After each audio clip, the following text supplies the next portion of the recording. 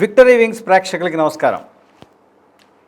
ఈనాడు మన స్టూడియోలో ఉన్నారు ప్రముఖ lyric writer, musician, singer, dubbing artist, ఒకటేమిటి సినీ ఫీల్డ్లో ఈరోజు దూసుకుపోతున్నటువంటి అద్భుతమైనటువంటి వ్యక్తి శ్రీ విశ్వ గారు. వారితోటి సరదాగా కాసేపు. నమస్కారం విశ్వ గారు. నమస్కారం అండి. నమస్కారం అండి. సినీ ఫీల్డ్లో మీ గురించి మేము చూస్తే చాలా అద్భుతమైనటువంటి హిట్స్ ఇచ్చారు మీరు.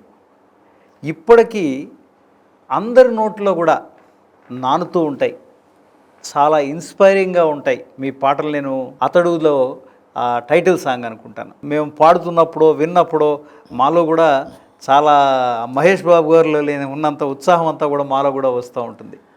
అసలు ఇంత ఇన్స్పైరింగ్గా, ఇంత చక్కగా, అంత క్యాచీగా మీరు అసలు ఎలా రాయగలుగుతున్నారు? ఈ రాయడానికి మీకు ప్రేరణ ఏమిటి? మీ మాటల్లో విందామండి. ఆమె ఫోర్స్ లిరిసిస్ట్ అని అనుకుంటానండి. నేను లిరిక్స్ రాయాలని ఇండస్ట్రీకి నేను రాలేదు. ముఖ్యంగా నేను నా పూర్వాశ్రమంలో చిన్నప్పటి నుంచి నేను నాటకాలు అవి వేస్తుండేవాడిని. ఓ, నటుడుగా మీకు ఇష్టం? నేను 6 ఏళ్ళప్పుడే నాకు మా ఇంటి దగ్గర కనకదుర్గ ఉత్సవాలు జరుగుతున్నప్పుడు ఆ ఉత్సవాలు నేను 6 ఏళ్ల వయసులో నేను పద్యం పాడాను. పద్యం పాడితే నా పద్యం విని నెమలికంటి రాధాకృష్ణమూర్తి గారని ఎద్దనపూడి సులోచనారాణి గారి వారి తమ్ముడు అనమాట. ఆయనకు ఒక అసోసియేషన్ ఉంది, శ్రీకళానిలయం అని. శ్రీకళానిలయం. ఆయన మా నాన్నగారి దగ్గరికి వచ్చి ఇలా రాళ్లపల్లి గారు రాసినటువంటి ముగింపు లేని కథ అనే ఒక నాటకాన్ని మేము ఒక నాటక పోటీకి తీసుకెళ్తున్నానండి. ఈ నాటకాన్ని సో మీ అబ్బాయిని చిన్నపిల్లాడి పాత్ర ఒకటి ఉందన్నమాట. ఆ పాత్ర వేసినందుకు నాకు 6 ఏళ్ల వయసులోనే ఉత్తమ బాల నటుడు ఆంధ్ర నాటక కళా పరిషత్ నుంచి వెరీ నైస్. చాలా ఎక్కడికి వెళ్ళినా, ఏ ప్రదర్శనలో వెళ్ళినా ఆ ప్రదర్శన నాకు మంచి గుర్తింపు రావటం, ఆ పాత్రను బాగా ఎంజాయ్ చేయటం, తర్వాత మంచి అప్లాజ్ వస్తూ ఉండేది. సో అలాగే ఆడుతూ పాడుతూ ఇంజనీరింగ్ సీట్ వచ్చింది. నాకు చెప్పారు మీరు మెకానికల్ ఇంజనీరింగ్ చేశారు. ఓకే. మెకానికల్ ఇంజనీరింగ్ చేసిన తర్వాత నేను ఒక ఆల్బమ్ చేయబోయి ఒక 5-6 పాటలు రాసుకుని దాన్ని రికార్డ్ చేశాను అనమాట. రికార్డ్ చేసుకున్న తర్వాత అది శబ్దాలయ అని హైదరాబాద్లో ఎంఎస్ రెడ్డి గారి స్టూడియో, అక్కడ చేశాను పాటలు. ఆ పాటలు చేస్తున్నప్పుడు శివరామ్ గారని మణిశర్మ గారి keyboard player and guitar player అనమాట. వారు నన్ను చూశారు, బాగా పాడుతున్నావు ఇంగ్లీష్ పాటలు అవి అంటే, నేను మణిశర్మ మరి పరిచయం చేస్తానని చెప్పి నన్ను పిలిపించారు. అప్పుడు రామానాయుడు స్టూడియోలో మణిశర్మ గారు బ్యాక్గ్రౌండ్ స్కోర్ ఏదో చేస్తున్నారు. సో అట్లా ఆయన నన్ను పరిచయం చేశాడు. ఇక పిల్లాడు ఇంగ్లీష్ పాటలు రాస్తాడు, పాడతాడు, తెలుగు పాటలు కూడా రాస్తాడు అంటే ఏదో ఒక పాట పాడమన్నాడు. సరే పాడి వినిపిస్తే రికార్డ్ చేసిన పాట వినిపించు అన్నాడు. విన్నారు. I want to do an album with you అన్నాడు ఆయన. So surprised.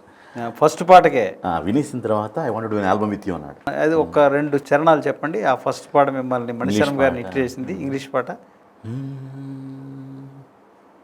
Each time the wind blows, I hear your voice, so I call your name. Whispers at morning, our love is dawning. Heaven's so glad you came. Your love gives me high. I will long to get by. I hear your voice saying I do. I just can't stop loving you. Hey, I just can't stop loving you. And if I stop, then tell me just what will I do. Hey, I just can't stop loving you. Can't stop loving with you, so he is loving with you. Very nice. I sang that song, still remember. Very good. 2-3 పాటలు పాడించుకున్నారు. చాలా సంతోషంగా I want do album with you అన్నారు.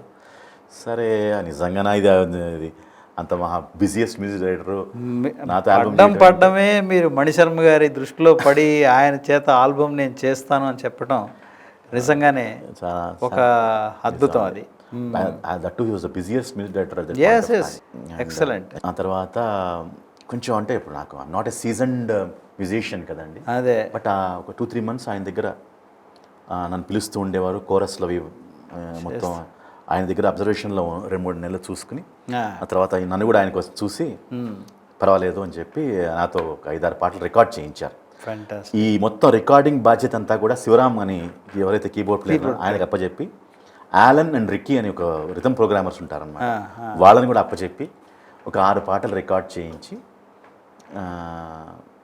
చేసి నాకు ఇచ్చారు.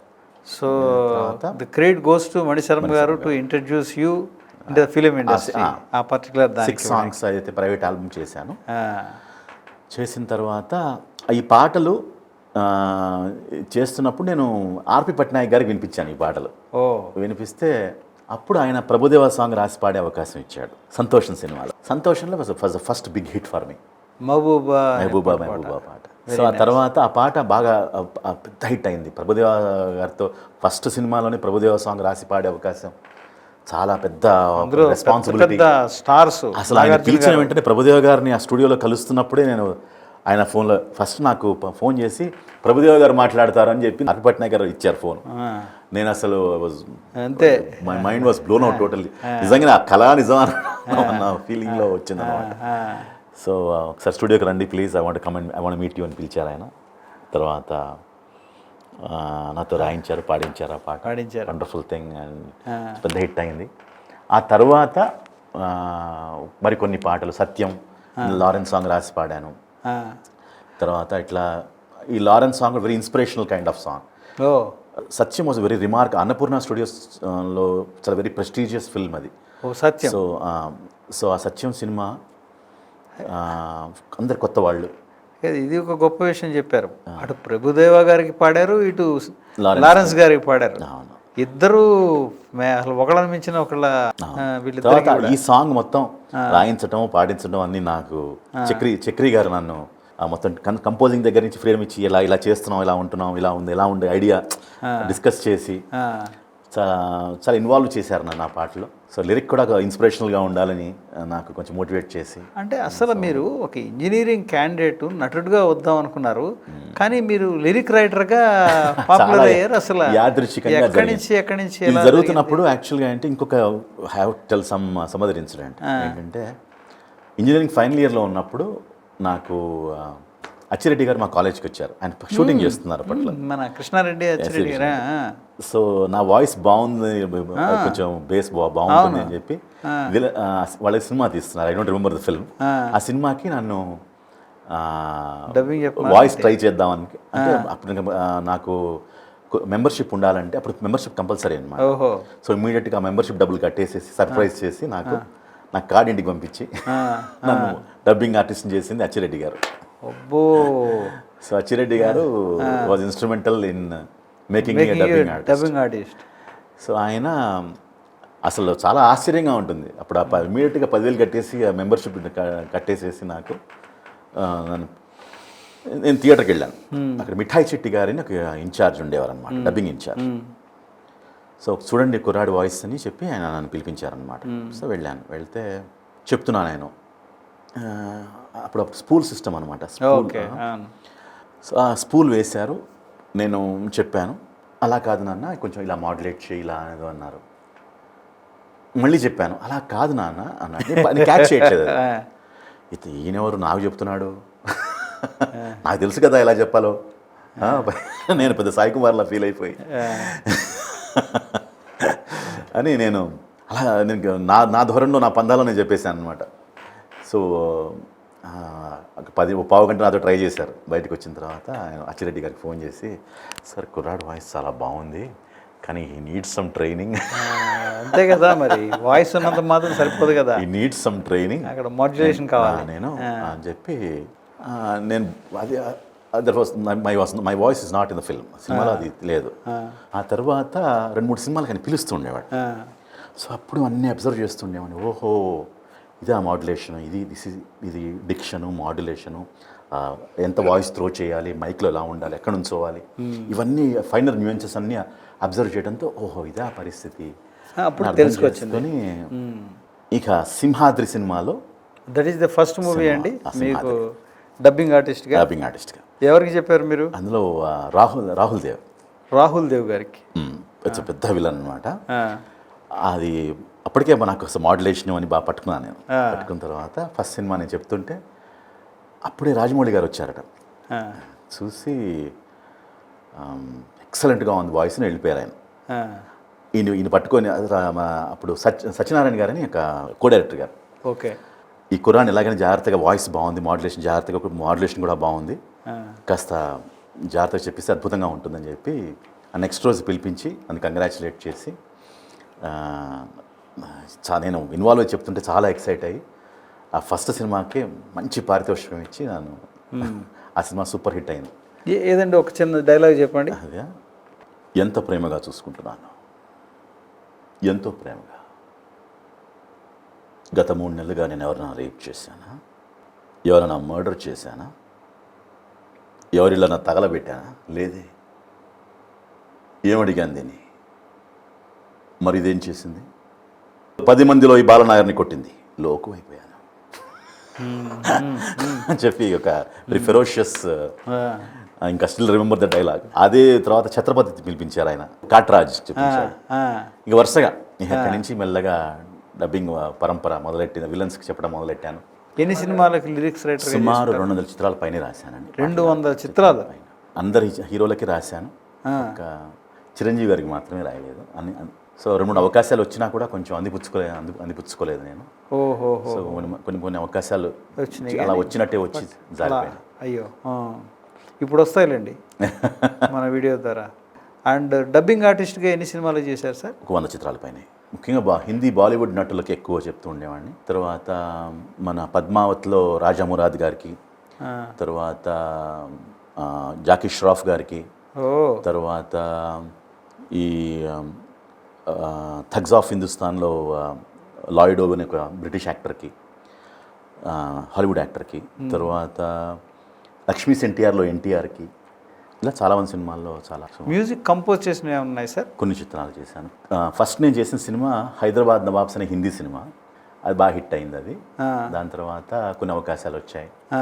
పూరి గారి నేను నా రాక్షసి, తర్వాత అందులో పడితే నమ్మో, ఆ పడితే నమ్మో పాట పూరి గారు ఎక్కడో స్పెయిన్లో ఎక్కడో ఉన్నారు, అంటే అర్జెంటుగా నాకు 2 డేస్లో సాంగ్ కావాలన్నారు. కొన్ని రెఫరెన్స్ ఏవో నీకు పంపిస్తాను, ఒకసారి విని ఈ మోడ్లో కావాలని చెప్పేశారు.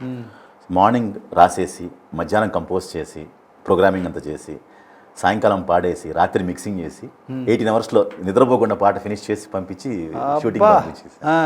సో దట్ వాజ్ ద ఫాస్టెస్ట్గా, అంటే నా లైఫ్లో పొద్దున రాసేసి, ప్రోగ్రామింగ్ చేసేసి, రాత్రి పాడేసి, ఇంజనీర్కి రాత్రి 10 o'clock అలా ఫోన్ చేశాను నేను, చేసి చెన్నైలో.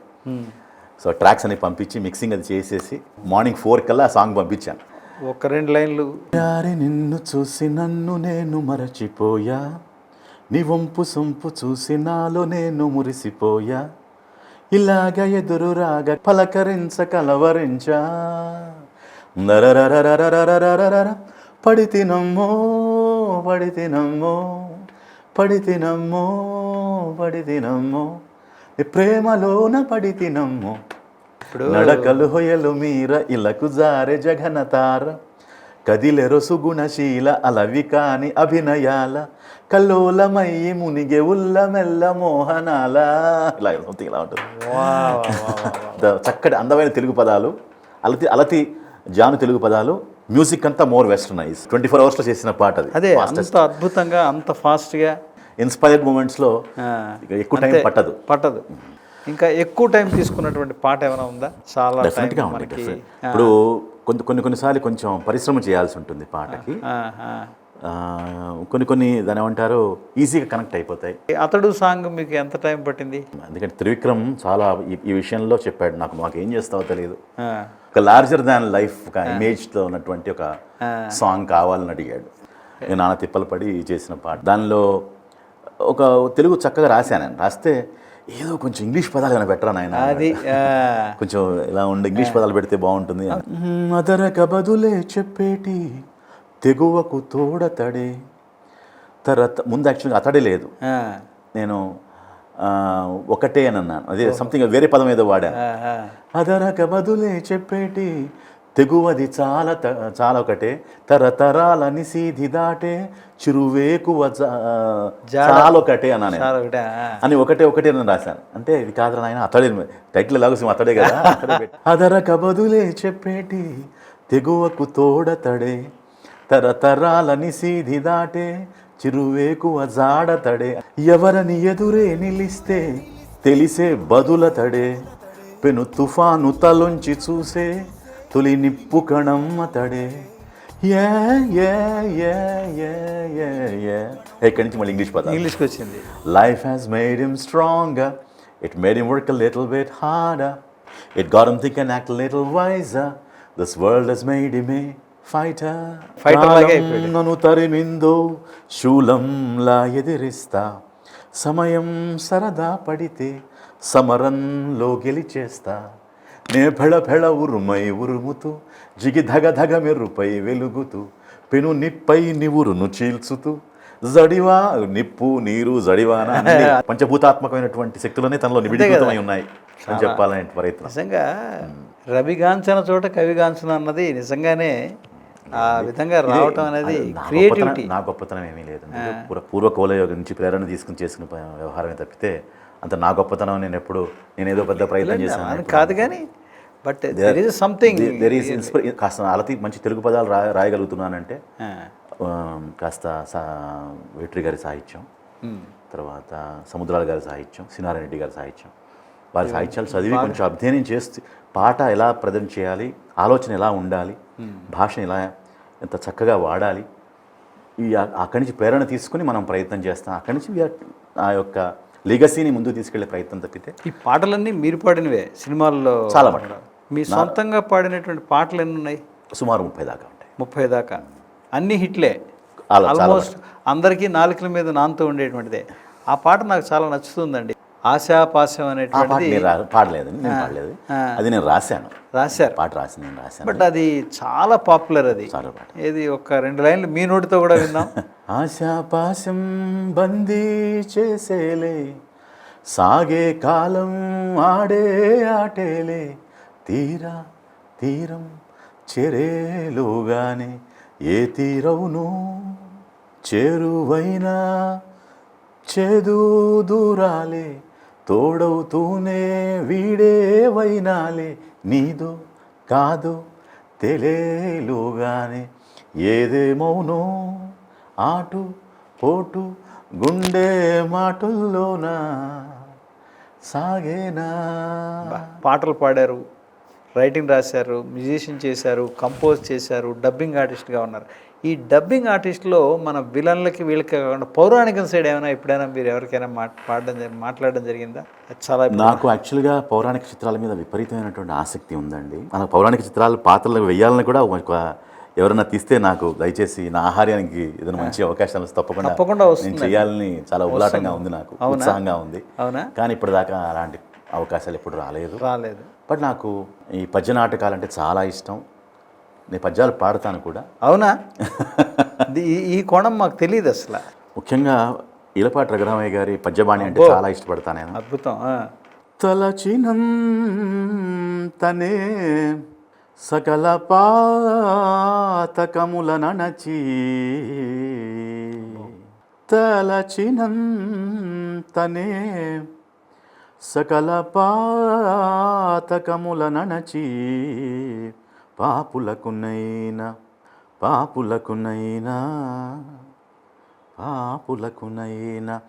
వైకుంఠ పదవి నొసగు మంత్రవరము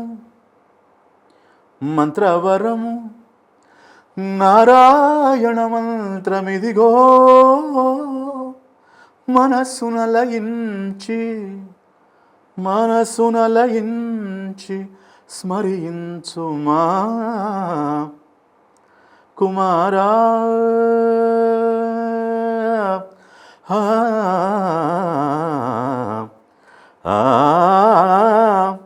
నా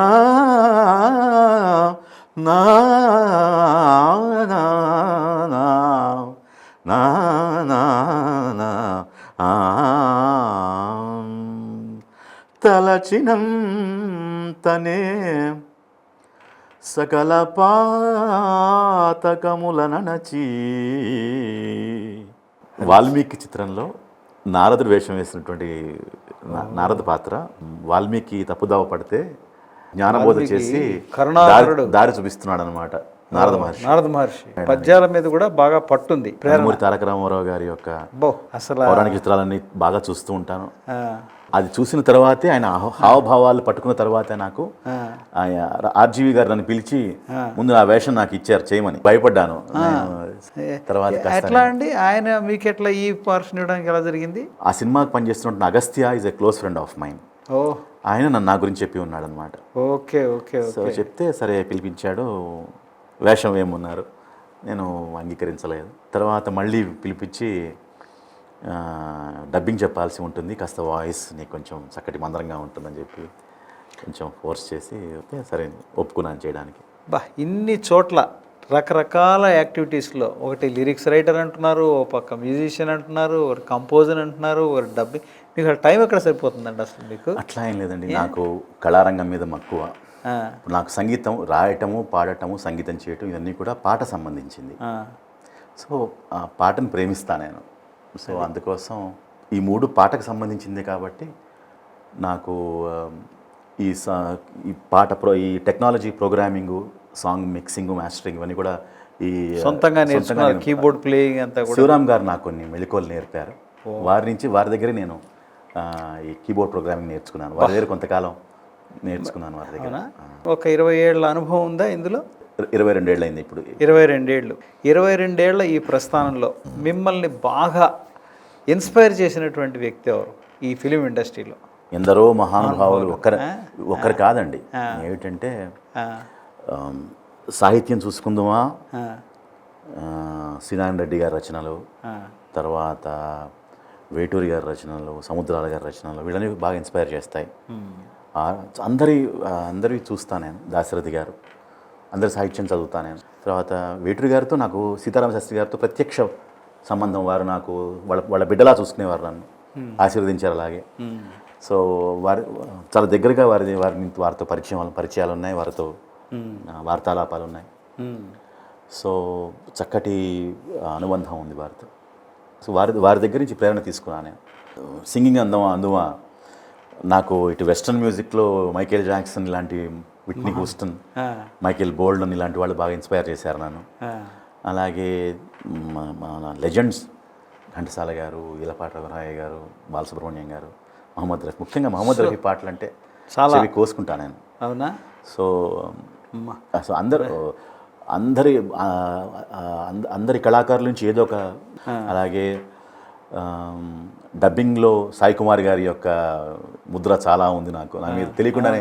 చెప్తుంటే కాస్త చెప్తుంటారు, నాయన నీకు కావాలి సాయి కుమార్ గారిని తెచ్చుకుంటాను నేను, నువ్వు సాయి కుమార్ని ఇమిటేట్ చేయకు చెప్తున్నప్పుడు. అంటే కొనాలన్నా కదరా, సిగ్గుపడతామే ఆ వాయిస్ మాడ్యులేట్ చేస్తున్నప్పుడు. అంత మరీ ఎక్కువ ఏరు వదలదు నువ్వు, సాయి కుమార్ అనిపిస్తున్నాడు, నువ్వు నీలాగే చెప్పు అని చెప్తుంటారు అనమాట. సో అది ఇన్స్పిరేషన్ ఎక్కడో వస్తూ ఉంటుంది. సో ఏదైనా మంచి పని చేస్తే, పూరి జగన్నాథ్ గారికి ఏమో పూరి గారితో అసలు డోలే డోలే, చెంకా చెంకా, గిచ్చి గిచ్చి ఇలాంటి రొమాంటిక్ పాటలు ఎన్నో రాశాను. వైలెన్స్ సాంగ్ ఉంటుంది, అందులో మంచి ప్రయోగం. ఇటు సంస్కృతం, ఇద్దరు అమ్మాయిలతో సంస్కృతము, ఇటు తెలుగు, ఇటు ఇంగ్లీషు. ఆ పాట గురించి చెప్పాలి నేను. ఆ పాట ఏంటంటే, ఆయన ఫారెన్లో ఉన్నారు, యుఎస్, మన పూరి గారు.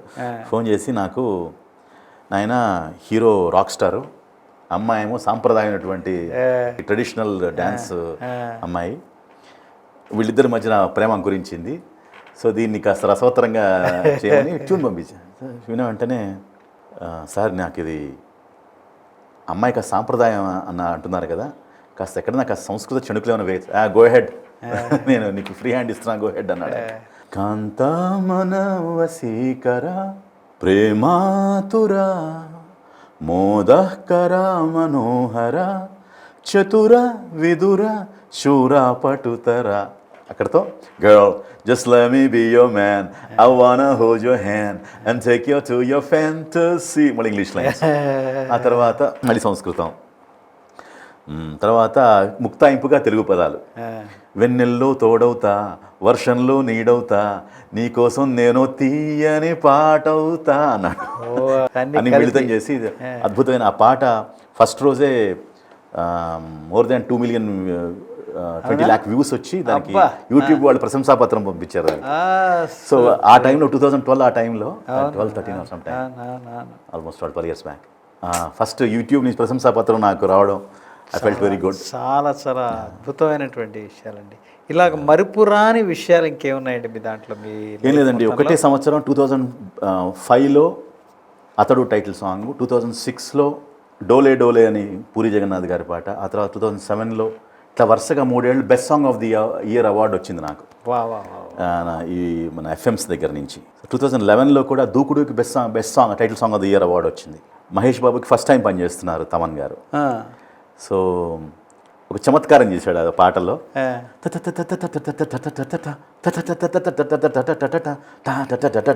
అట్లా అంటున్నాడు. ఇలా అంటే ఇది పాట అన్నాడు. ఇదేమిటి నాకు అసలు ఆశ్చర్యం, ఏమిటిది అనుకున్నా నేను. ఇదే నీ పరీక్ష అన్నాడు.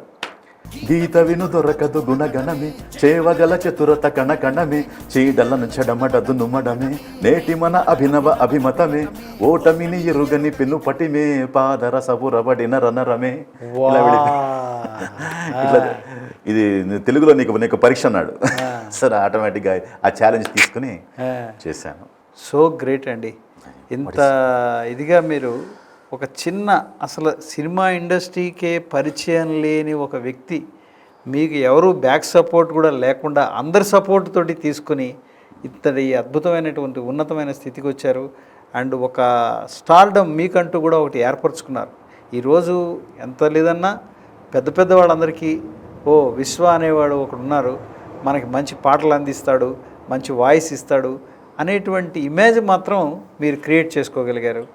అండ్ తప్పకుండా మీకు రాబోయే రోజుల్లో మీరు అనుకున్నటువంటి ఆ పౌరాణికమైనటువంటి సినిమా, ఆ మాటలు ఆ పాటలు వచ్చేటువంటి ఛాన్స్ కూడా భగవంతుడు మరి ఇలాగే ఎక్కడి నుంచో తీసుకొస్తాడేమో అని నేను అనుకుంటున్నాను. తప్పకుండా మీరు సక్సెస్ అవుతారు. మరిన్ని మంచి విషయాలతోటి మరొక వీడియోలో కలుద్దాం. విశ్వ గారు నమస్కారం అండి. Thank you so much. Thank you. ఈ వీడియో మీకు నచ్చినట్టయితే లైక్ చేయండి, షేర్ చేయండి, సబ్స్క్రైబ్ చేయండి.